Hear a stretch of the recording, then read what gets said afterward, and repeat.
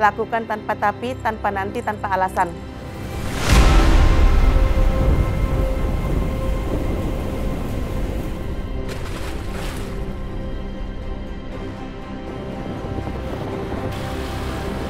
Lampaui batas tanpa batas. Buka pikiran kalian, buka mata kalian tuh ya, jangan pernah memandang fisik. Karena kita semuanya sama.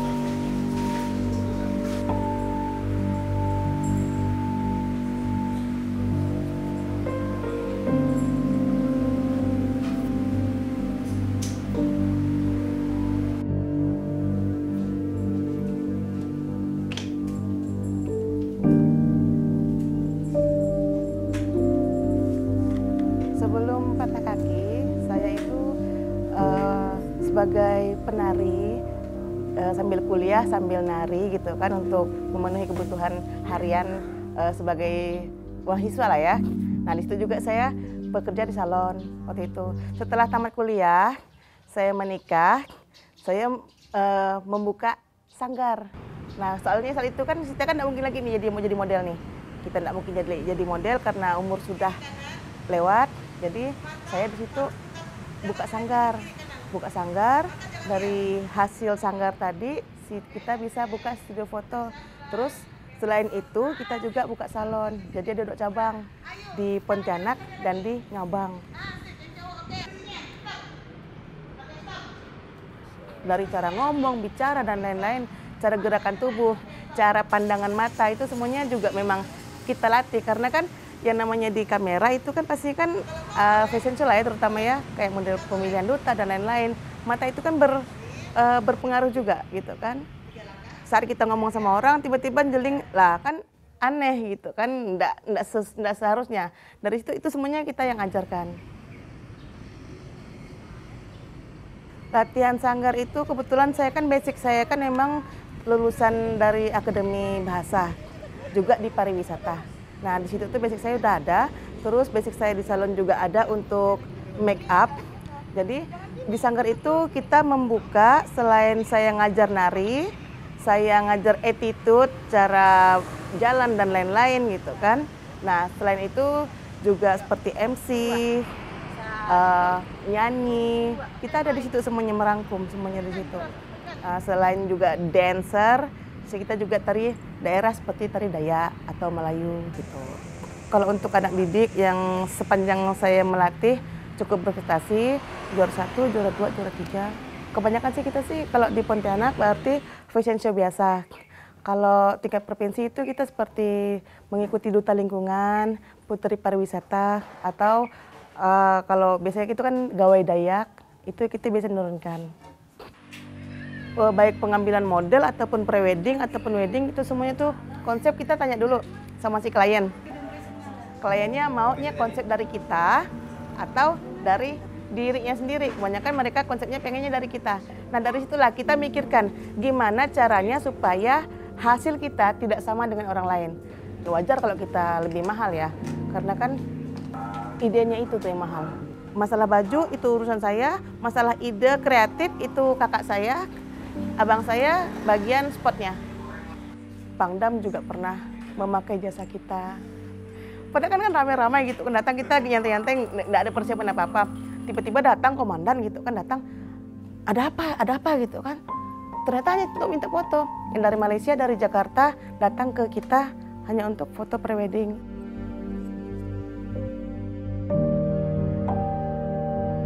Sedang naik, sedang di atas-atasnya. Tiba-tiba drop.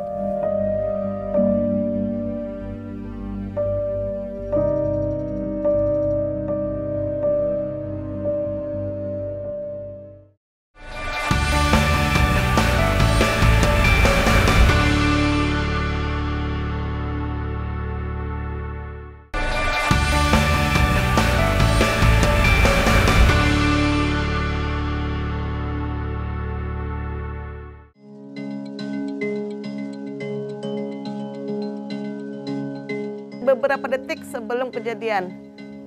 Saya tutup kaca, saya ikat ini, baru saya laju lagi.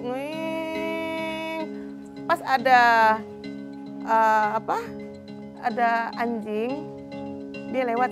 Saya nabrak dia, kaki saya pun sempat nyentuh badan dia, betul-betul nabrak gitu. Saya terseret beberapa meter dengan posisi, alhamdulillah waktu itu posisinya pakai helm. Jadi tuh helm yang terseret, untungnya itulah. Kalau mungkin saya tidak pakai helm, mungkin kebanyakan habis dah kali. Soalnya terseret, mata saya masih ngelihat jalanan itu, terseret berapa meter ke depan sana. Kecil lagi. Iya kok. Masa kakak nengok? Kok lah video ha? Enggak berani nonton videonya. Itu video kah? Video. Saya itu jadi tuh masih, makanya sampai sekarang tuh rasa trauma sih pasti masih ada. Cuman tuh hanya disemangatin sama teman-teman ya gitu sih. Karena kalau ingat masalah luka dan lain-lain itu tuh memang sangat sampai sekarang tuh memang masih membekas, memang menjadi trauma yang sangat mendalam lah bagi saya ya. Untuk kecelakaan yang itu tuh memang sangat yang susah mau dibicarakan.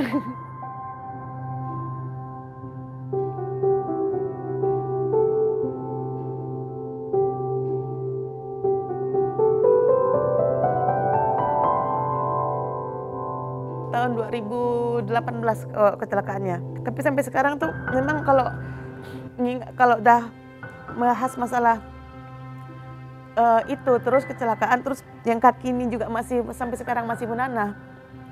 Saya tuh terus terang memang stres. Hanya saya bawa senang ya gitu kan, bawa happy ya gitu kan. Nggak saya lihatkan, apalagi dengan teman-teman kan, saya kan orangnya kan di mata teman-teman kan kuat gitu kan. Padahal sebenarnya itu saya tuh rapuh.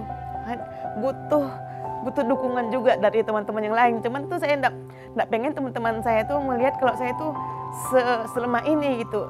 Sampai kapan saya lemah gitu kan. Jadi depan teman-teman tuh saya harus kuat. Disitulah motivasi saya juga tuh supaya jangan sampai teman-teman lihat tuh kalau saya tuh terlalu berlarut-larut gitu dalam kesedihan.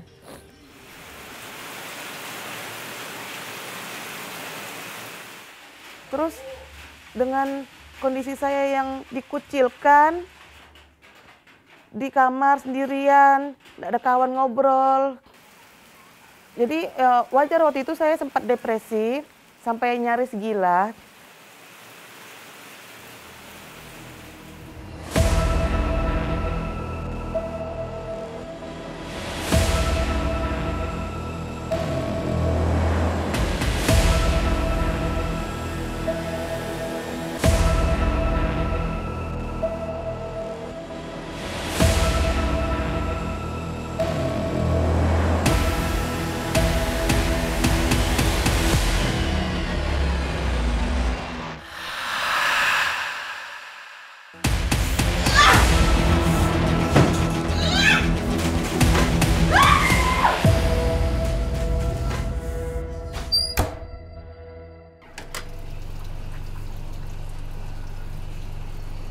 Aib bagi keluarga, jangan sampailah mereka tahu gitu kan, apalagi teman keluarga-keluarga yang lain yang jadi tuh kalaupun lebaran ya ada keluarga datang ke rumah ya saya di kamar, pura-puranya lagi tidur, dilarang keluar, kalau keluar pun nyusahin gitu kan.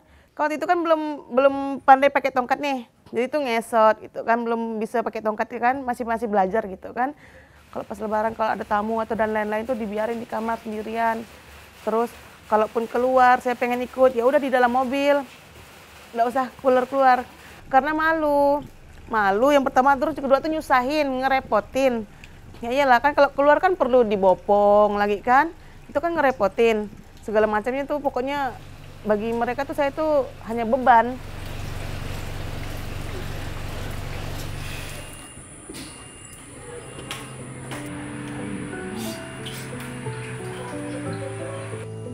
Untuk usaha saya, selama saya menutup diri dari dunia, yang sampai drop total, sanggar saya tutup dan anak-anak didik saya suruh masing-masing lah, kalian cari kehidupan masing-masing kalian, nggak bisa lagi saya diharapkan gitu kan. Karena waktu itu kan saya kan memang depresi berat, tapi masih sadar masih sempat ada pikiran untuk mikir tentang merekanya gimana gitu kan ke depannya kan. Udahlah, nggak usah lah, kalian kesana ya lah lagi, terserahlah kalian mau cari emak sanggar baru, terserahlah kalian.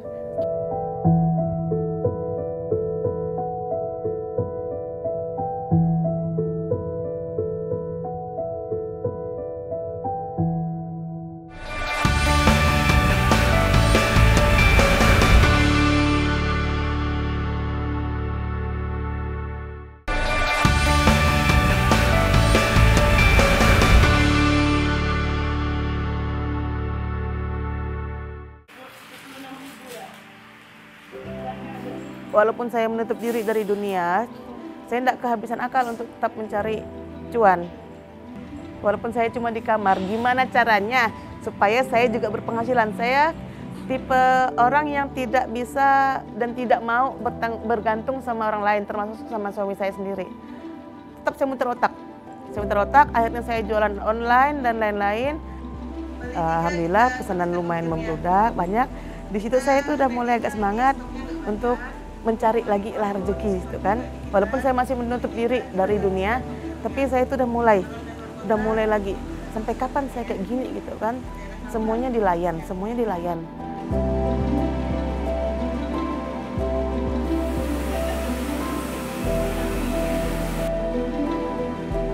Hanya dia orang yang tidak meninggalkan saya di saat saya terpuruk. Dari saat saya merintis sampai saya di atas puncak dan sampai saya jatuh lagi, dia standby dengan saya. Masih ya berterima kasih juga sih dengan teman saya yang namanya Eka. Sampai sekarang juga masih bertahan dengan dia. Dia salah satu motivasi saya untuk keluar dari kamar. Mungkin karena depresi ya, dari yang istilahnya sempurna awalnya, dengan gaya-gayanya yang hedon segala macam, pergaulan yang bebas sana sini apa segala macam tuh, terus dia dapat musibah kayak gitu ya, kaki nggak bisa jalan sampai pennya tuh keluar gitu kan. Jadi itu sempat yang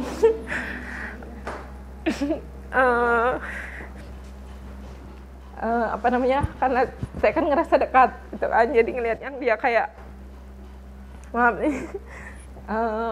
Don tuh kasihan gitu. Jadi kalau misal nggak kita yang motivasi dia tuh siapa gitu. Jadi udah coba motivasi, udah lagi nih banyak kok orangnya lebih gini. Ibaratnya kamu kerja nggak cuma mengandalkan kaki, kamu punya skill kayak makeup, kayak salon kan kita pakai tangan bang, kita pakai feeling kita gitu. Iya seorang masih bisa jalan, masih bisa hidup, masih bisa semangat. Jadi terus bolak-balik ke rumah dia juga, lihat dia depresi sampai dipanggilkan orang buat ustadz buat ruqyah gitu. Tak ada minat kayaknya dia, tapi kok paksa-paksakan, daripada kamu nge-gym nggak ada hasilnya, ini dapat hasil, nama juga ada, aku bilang ya tak mau diikut ya, bolehlah katanya. Kalau semangat diri kita melawan diri kita, itu pasti bisa.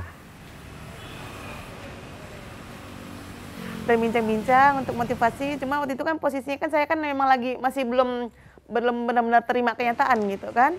Akhirnya waktu itu saya cobalah, enggak apa-apa lah, apa salahnya kalau kita mencoba gitu kan. Soalnya pun si Asa pun juga ngomong, di situ tuh enggak ada orang lain. Ini yang pertama kali, belum pernah saya ngajak orang lain. Soalnya enggak pernah jumpa orang tempat nge-gym yang kayak dia, hanya dia. Yang nge-gym itu orang normal semua, maaf ngomong ya.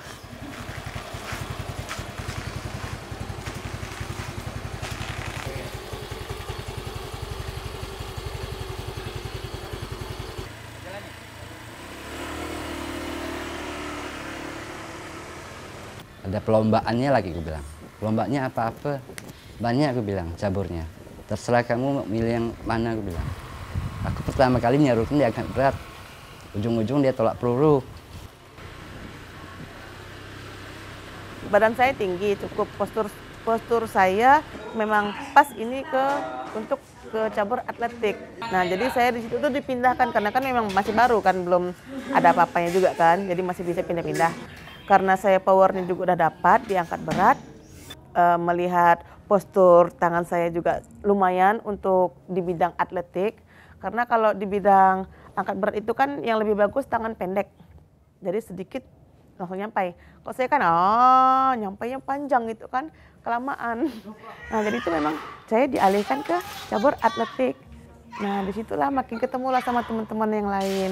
Gilanya dapat, semuanya dapat, dan motivasinya semuanya disitulah dia, di NPC.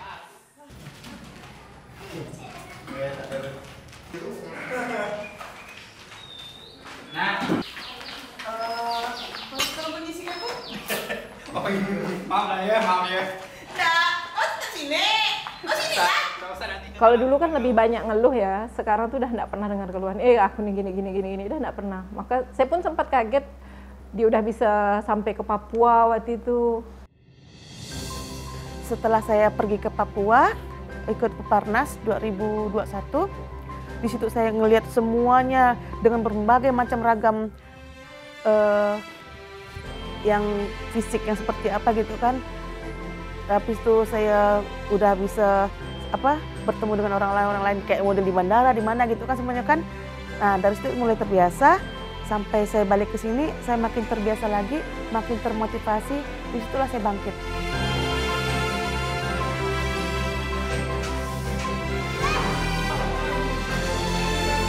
Kalau peluru dibuang, panahan lagi, itu yang buat dia prestasi. Dapat prestasi peluru langsung ya. Bagus, gue bilang mantap loh. Pertama kali turun dari atlet disabilitas dari prestasi dia.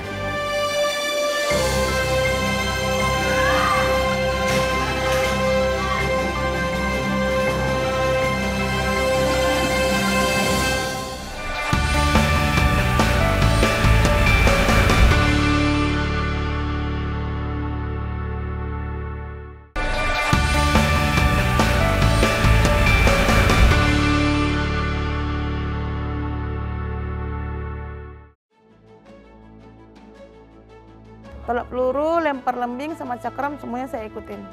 Tapi kan ada sesi-sesinya kan, karena kan teknik kan beda. Ada 3 teknik yang harus saya kuasai. Memang agak lebih sulit daripada angkat berat.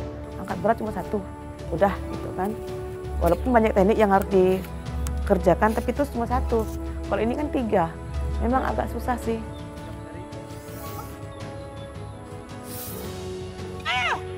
Untuk sebuah latihan itu tuh saya tidak menyebut itu hambatan, tapi itu sebuah tantangan untuk saya, motivasi untuk saya. Semakin susah untuk didapatkan, semakin saya penasaran dan saya harus bisa dapatkan itu. Gimana caranya? Karena atletik ini kan 3 yang harus saya kerjakan.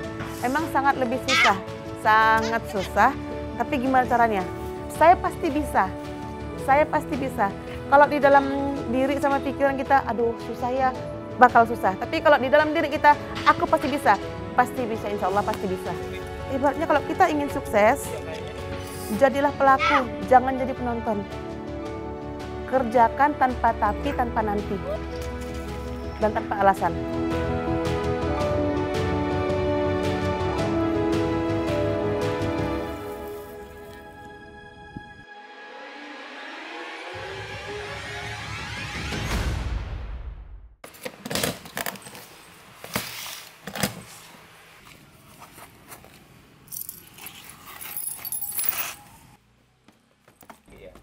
Dari situlah saya mulai lagi. Perlahan mulai lagi. Dari medali yang saya dapatkan untuk modal usaha kembali. Dari situ saya mulai make up pengantin lagi. Pelan-pelan saya keluar lagi lah, muncul ke permukaan. Untuk saat ini sedang menabung, make up sampai keluar kota, tetap kita jalani sekarang. Terus untuk salon kita masih dari rumah ke rumah, kita layani dari rumah ke rumah karena kita kan masih belum punya salon ya saat ini. Jadi menerima orderan dari rumah ke rumah.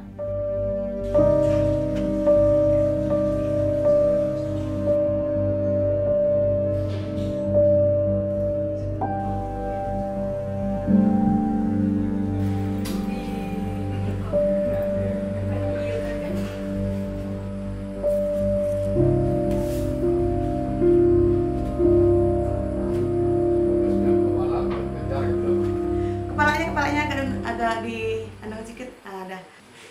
Kayak sedikit.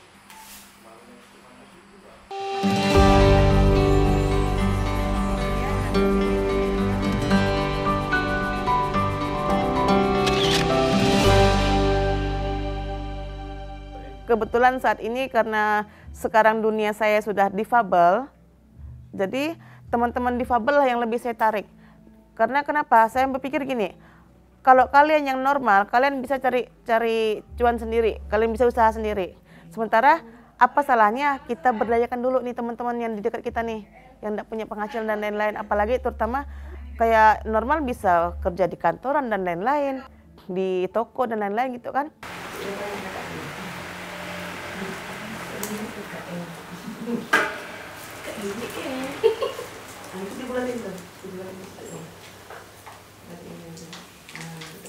Jangan ditekuk. Oke. Ya.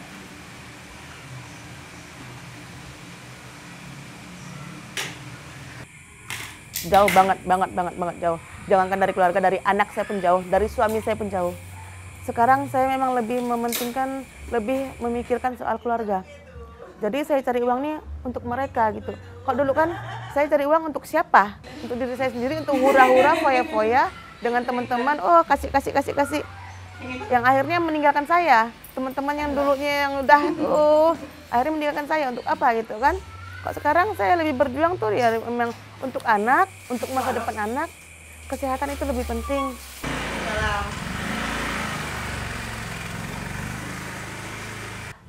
Membahagiakan keluarga saya, bisa meningkatkan taraf hidup orang tua saya gitu kan.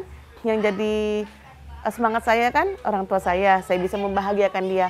Setidaknya saya bisa membuat mereka bahagia lah, bangga. Ini loh anakmu, walaupun yang seperti ini, yang kalian tutup-tutupi, yang kalian sembunyikan, ini loh anakmu yang sekarang bisa membanggakan kalian. Dan alhamdulillah seiringnya berjalannya waktu, orang tua saya pun juga bisa nerima keadaan saya dan udah tidak lagi menutup-nutupi keadaan saya yang seperti ini. Dan dia orang tua saya juga udah bisa menerima lah ya keadaan ini ya.